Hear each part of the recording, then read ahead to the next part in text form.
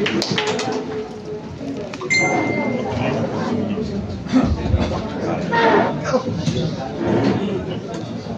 our secretary, to our dear fellow servants, to our media friends and guests, magandang tanghali po sa inyong lahat.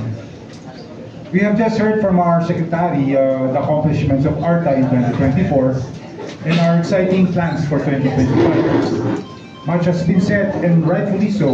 Today we stand before you being proud of what we have accomplished and more confident about the future. Though our agency is young compared to other government agencies, having been established only in 2018, our achievements cannot be understated. In the years since our inception, we have been working tirelessly to deliver our mandate and improve the lives of Filipinos. As we look to the future, we are on the cusp of a major expansion. ARTA shall double its efforts, extending its reach to all levels of government to reduce, if not completely eliminate, red tape. We will not rest until we have streamlined this process, making them more transparent and accessible. In addition, we are changing with the times. ARTA is aiming itself with the necessary tools for digital innovation. We are committed to making it easier for businesses to thrive, knowing that when they succeed, our economy and the lives of our citizens shall be benefited.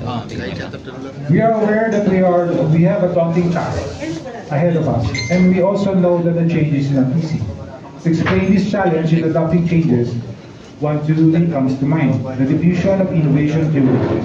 It explains how over time an idea gains momentum and diffuses thought through the social system. The end result is that as part of this system, people adapt new ideas and behaviors. Naturally, there are always those who are hesitant to change. We call this the laggards. And that is to be expected. Skepticism is almost instinctive when it comes to procedural innovation. But thanks to our concerted and consistent efforts over the past years, we now have the winds of momentum behind us at our sails. Let us not waste this momentum. We will use this energy to bring these laggards on board, propel ourselves forward, and lead the change for a more business-ready and business-friendly Philippines. Thank you once again for your time and support. The year ahead of us shall be great. Mabuhay tayo, mabuhay po kayo, mabuhay po tayong lahat. Mabuhay ang bagong Pilipinas.